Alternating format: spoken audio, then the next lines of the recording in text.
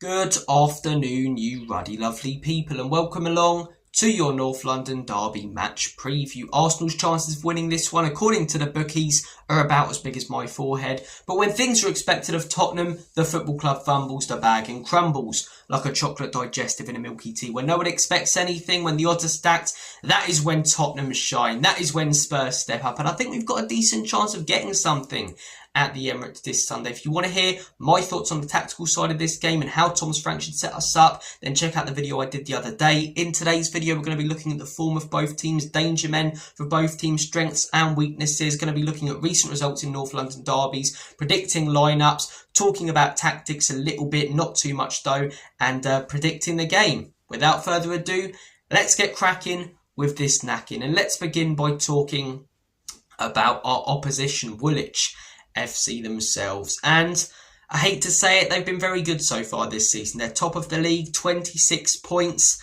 5 goals conceded, best defence in the league, 20 goals scored, very good. I don't like people saying, they've been entertaining though. Why do we have to pretend that they've been good to watch? Yeah, they've been good, and a good defence wins you titles. I strongly believe that. Jose's bang on with that. But why do we have to pretend that this extremely defensive and conservative football is great on the eye? It's like people that watch, the Dagestanis in UFC and say, this is beautiful. You just have to appreciate brilliant wrestling. It's like, well, I can appreciate it and also be bored out my arse at the same time. You know what I mean? I don't want to see control time for 25 minutes. I want to see spinning back kicks and KO knockouts. I want to see end-to-end football. I want a football game to look like a basketball game at times. And that hasn't happened with Arsenal so far this season and won't. And that's not just because they're Arsenal either. That's not just me saying, they're boring, and I always will because they're Arsenal. A few years ago, it pained me to admit it, but they were playing some beautiful football. That 22-23 season, they were battering teams week in, week out, 4 or 5-0, whereas this season it's 1 or 2-0 wins, set pieces, scrappy goals, and yeah, it's very good, and I do appreciate how good it is because no one else has been able to do it and have that defensive record and goal scoring record, but it's not great to watch. Let's stop pretending and, lying to ourselves that this is somehow entertaining, Maybe I need a new pair of glasses, but my 4 eyes are telling me differently. But looking at their last 5, very, very good. 2-2 draw in their last game against Sunderland. Great result for the Black Cats in that one. I thought Sunderland really went, tit for tat with them. They pressed them. Long throws, corners, they were physical. That's what you've got to do against Arsenal. You've got to go tit for tat with them. If you try and play technical football, nice one-touch stuff, they're going to bully you. They really are. A few years ago, their team was full of weak youngsters. Now they've got experience, quality in there and some real physicality. And Sunderland matched them in that game. But before that, they were on a mad one, to be 100% honest. A 2-0 win against Burnley, 1-0 win against Palace, 1-0 win against Fulham, 2-0 win against West Ham. They had a great streak of clean sheets and victories, and it's going to be very, very difficult for Spurs to get a result. Frankie gets tactics bang on, but if the players don't step up, we ain't getting anything. We need 100% from a lot of our players. Some of our players need to have the best game they've had in the Spurs shirt. Certain ones, arguably the best game of their career. Arsenal's best players, I'm looking at their front line and I think it's probably the weakest part of their team, hence why a lot of their goals come from set pieces and not open play. I know teams are sitting in against them, but they're lacking, players that can score wonder goals. I know Trossard did against Sunderland, but before that, when was the last banger you saw from Arsenal, Bukayo Saka having a really, really poor season. I've been saying for years, it's predictable what this guy's going to do when he gets on that right-hand side. He's going to cut in on his left and curl it in, but he's so good at it, you can't stop him. But now teams are putting 2 or 3 on him every time he tries to do that. And he's constantly losing the ball. He really hasn't been great this season. Martinelli, pretty average. Trossard scored a good goal against Sunderland, but not the best. Gyökeres, let's stop glazing this guy. His hold-up plays good. He gets involved. I'm sorry, you spent like 60 million on him, hyped him up with a whole Bay mask bollocks. And he's been pretty rubbish, really. If that's any other striker in the Premier League, they're getting slated week in, week out. I'm sick of people being patronising as well. You're not watching Gyökeres. Okay, well, you weren't watching Solanke last season and slating him for his goal-scoring record, and he was doing far better than Victor Gyökeres, trust me. He really, really was. Their best players, I would say, they're 2 centre-backs, Saliba and Gabriel. They're going to be missing Gabriel for this game, which is a real bonus for Spurs. You don't wish injury upon anyone, but I mean, we'll take it heading into this one. The guy's their biggest goal-scoring threat. Him and Marino, really. But yeah, Gabriel has been so good. I think Saliba's, arguably the better centre-back when it comes to ability. But Gabriel, the work that he's put in to improve himself, you've got to admire it. A few years ago, he was fumbling the bag, constantly making mistakes. He was a bit of a bozo, really, in lockdown. And season on season, he's been getting better and better. And now he's just so solid, so consistent. In the air, defensively and offensively, he's one of the best players in the world right now. He's fantastic. Saliba as well, very consistent, very solid. He is a bit of a weirdo. If you've seen that video, you know what I'm talking about. But great player on the football pitch. I mean, he plays for Arsenal, so of course he's a little bit odd. Declan Rice, even though he plays for them lot, it's hard not to like Declan Rice, unless you're Irish, of course, in which case, yeah, it's pretty easy to dislike Declan Rice, but I like Rice. I think he comes across such a sound lad.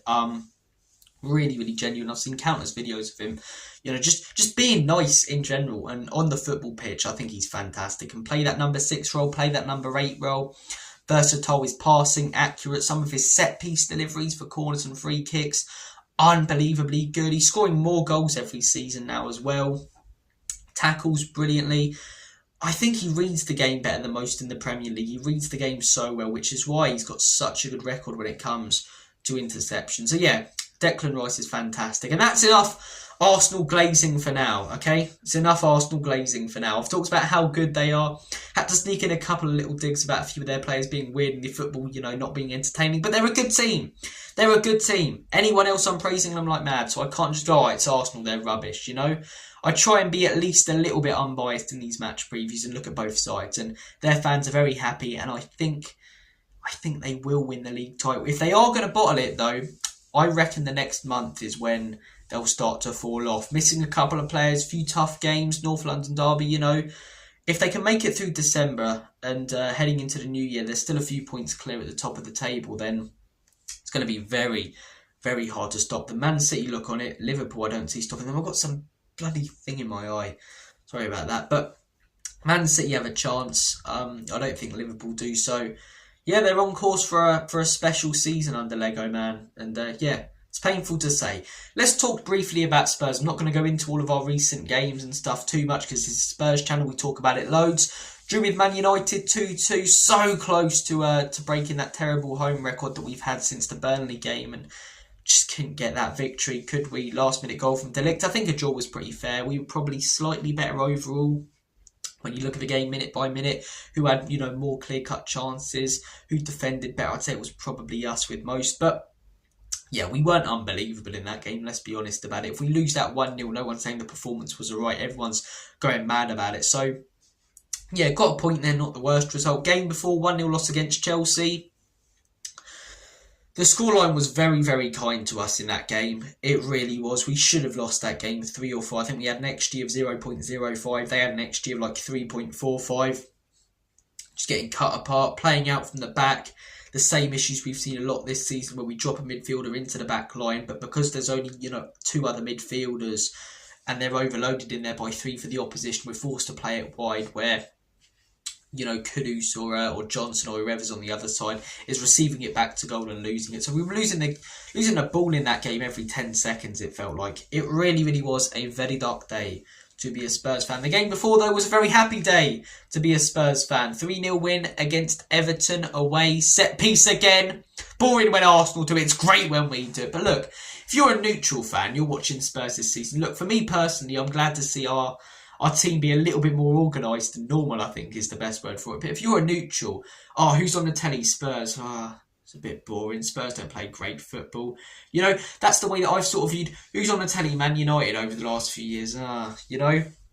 Last season, people, who's on the telly? Spurs. Get in there. We're guaranteed entertainment. We haven't been entertaining, but when we have picked up wins, we've done it quite comfortably, and we did in that Everton game. Game before, 2-1 loss against Aston Villa at home. Better team in that game, limited them to very little. Couldn't get over the line, though.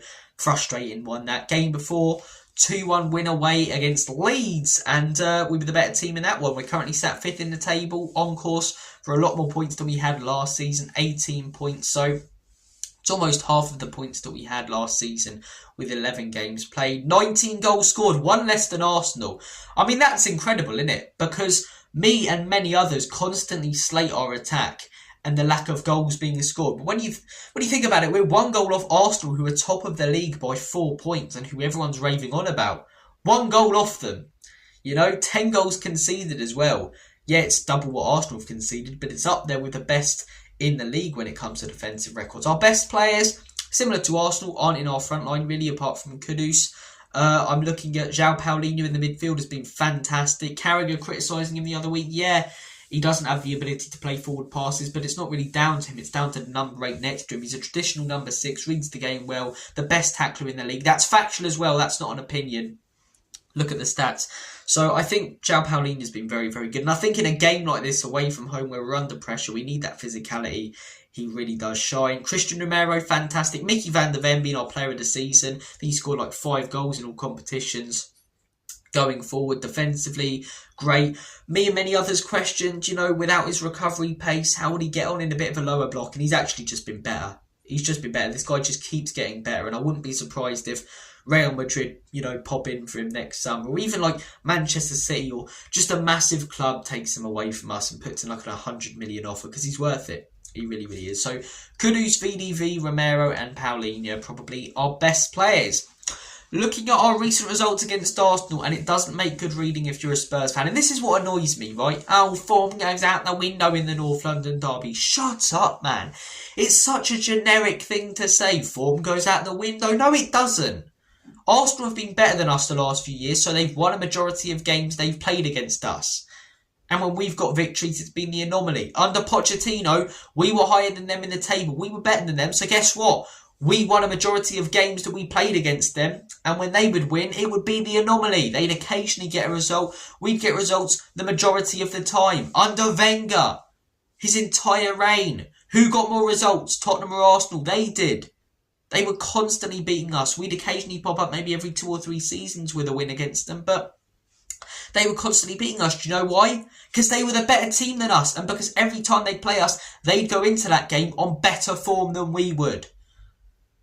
You can go back to the 60s, 70s, 80s, all of these decades. Who wins the North London derby? 9 times out of 10 is the team going into the game with more form. Occasionally, or maybe not 9 times out of 10, but 7 times out of 10. Occasionally, there'll be an upset. But form doesn't go out the window in this game more than it does in any other game. Crystal Palace versus Bournemouth, No one talks about form going out the window in that one. So why are we saying form goes out the window in this one? It doesn't. It doesn't, man. Looking at our last 5, as I say, Arsenal have been better than us recently, so they've got better results than us, or better results against us. 2-1 win in their last game earlier in the year. That was just... I was so disillusioned from the club at that point, because we were just getting battered week in, week out like a sausage down your local fish and chip shop, and it was really painful. Pain without love, pain, I can't get enough. 3 Days Grace. It's a good song, actually. 2-1 loss. Gabriel scored a header to bring it back after Son scored a great goal early. Trossard scored. Arsenal were quite comfortable. They didn't do a lot. We didn't do a lot. It was a bit of a dud. Game before, 1-0 win for Arsenal at our stage, and we dominated the ball but did nout with it. And Set Piece FC popped up with a goal. Gabriel again, he loves a goal against Spurs. Game before, 3-2 win for Arsenal at the Tottenham Hotspur Stadium. We've got to change this around, man. They're taking us apart recently. We haven't beaten them since 2022 with that 3-0 win that got us into the top 4 under Conte. That was such a great day. The atmosphere, the best I've ever seen it at the stadium. The performance, one of our best in years. But recently, it ain't been looking good. Arsenal were 3-0 up in that game, and then David Raya made a bit of a stupid mistake. That was whilst there was that whole goalkeeping debate going on between Raya and Ramsdale. I can't believe that was going on. Like, what's Ramsdale doing now? You know what I mean? Look at Ramsdale and Raya compared to each other now. Raya was always the better keeper, but at the time it felt like a big talking point. He made that mistake. Son scored a late penalty, made it a bit nervy for them late on, but yeah, not a lot. Arsenal scored from a set piece. It was an own goal, I think, from Højbjerg. I could be wrong. It was someone else. Maybe. I remember Saka scoring as well. But yeah, bad day. Bad day. The game before was actually a great performance. Not the result that we really wanted. A 2-2 draw at the Emirates. But heading into that game, we'd had such a good start to the season under Ange in his first season. And they were just going into that game saying 4-1 Arsenal, 6-1 Arsenal, 3-0 Arsenal, comfortable win. And I remember every preview, not coming from a Spurs fan, was just predicting a comfortable win for Arsenal. You could just tell these people hadn't been watching both sides at the beginning of that season. Arsenal were performing poorly. Spurs were stepping up week in, week out and playing beautiful football. And we drew the game 2-2.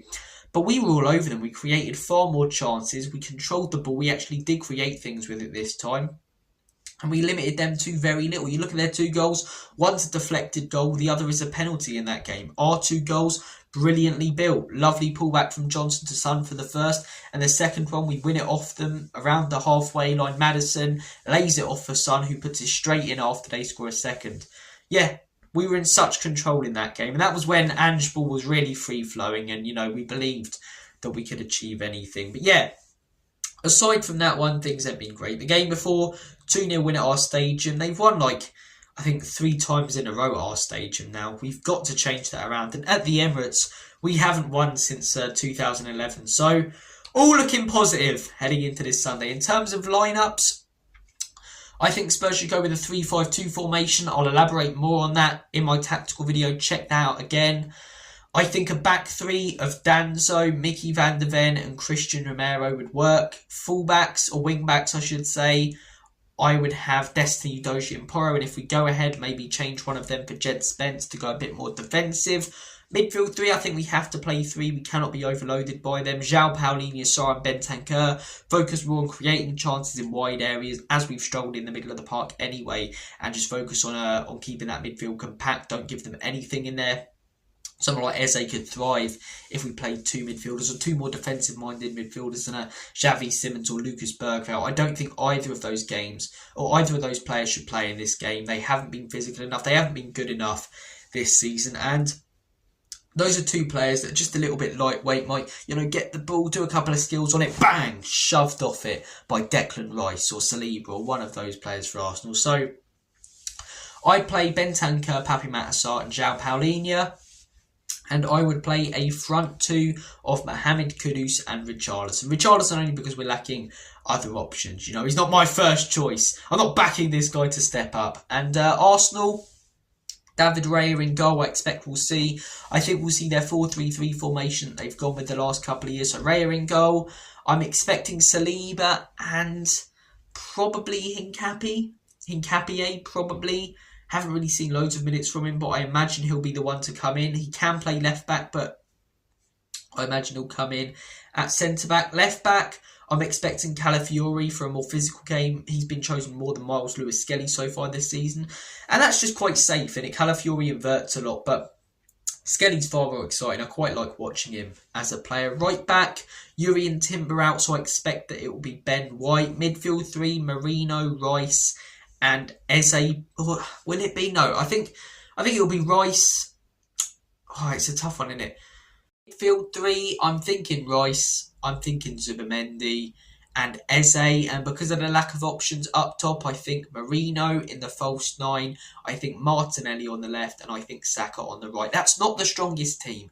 Score prediction, if we get our tactics right, if we step up, looking at that team with the injuries they've got, looking at, recent performances from both teams, I think both are pretty defensively solid. Both lack quite a bit going forward. I see it either being a 0-0 or a 1-1. I'm going to go with a 1-1. Maybe that's my my heart talking instead of my head. Most people will be predicting that if it's a tight game, Arsenal edge it because of how good they've been at home this season and against us since 2011. So in the last 14 years at the Emirates. So I'm going to go with the 1-1 though. I really do think we can get something in that in this game. Whilst I think they're a very, very, very good team, Arsenal, they do have some slight weaknesses that I explored a little bit more in my tactical video. That's the last time promoting it, but please do go and check it out because I put quite a bit of effort into it. Check out the Antron as well. I'll put both in the end screens now. Thank you guys for watching this video. Take care of yourselves. Have a smashing rest of your day. Don't freeze if you're in the UK. And as always and forever, come on, you Spurs.